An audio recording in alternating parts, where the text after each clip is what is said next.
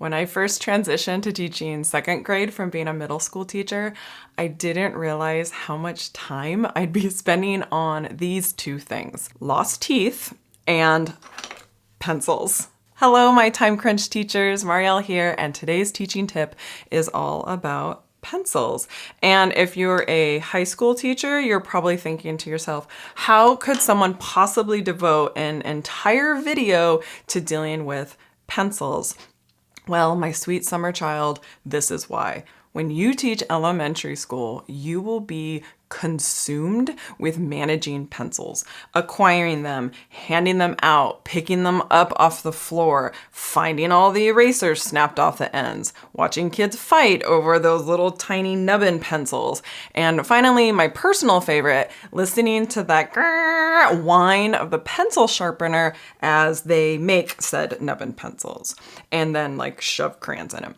Side note, I actually realized the exact moment when I was a real elementary school teacher and not like a normal person, when I was at a company party for my husband's work. They were playing this like little trivia game and handing out prizes, and there was a question about the American Revolutionary War, and one of the teams yelled out the answer, which was Fort Ticonderoga, and somebody else said, "Oh, where's that?" And I yelled out, "Oh, it's where they make the good pencils."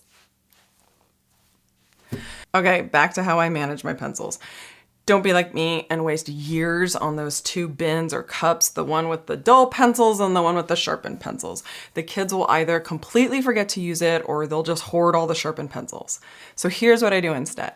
On Monday, I pass out a set number of pencils to each kid. I choose to hand out 3, but you could certainly pass out 5, one for each school day of the week. Tell the students that these are their pencils for the entire week and that they must keep track of all of them. My students just keep them in a pencil tray in their desk. Now, here's the hook. If they have all of their pencils by the end of the week, then they get a reward. My students happen to get free choice for their math centers, but you can figure out whatever reward you want. And of course, if a pencil accidentally breaks, then I just replace them.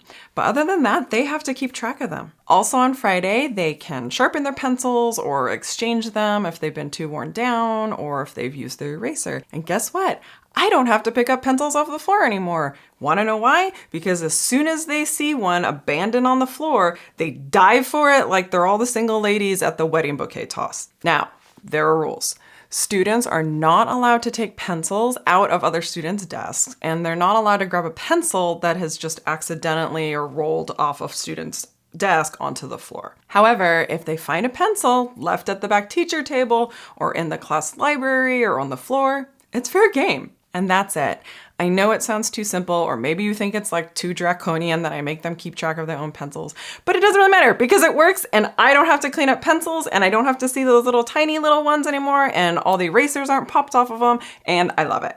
Now that you've got an easy system for dealing with pencils, check out this video that will show you my favorite way to get students to line up quickly and quietly and stay in line. Plus, there's a little fun thrown in for the kids.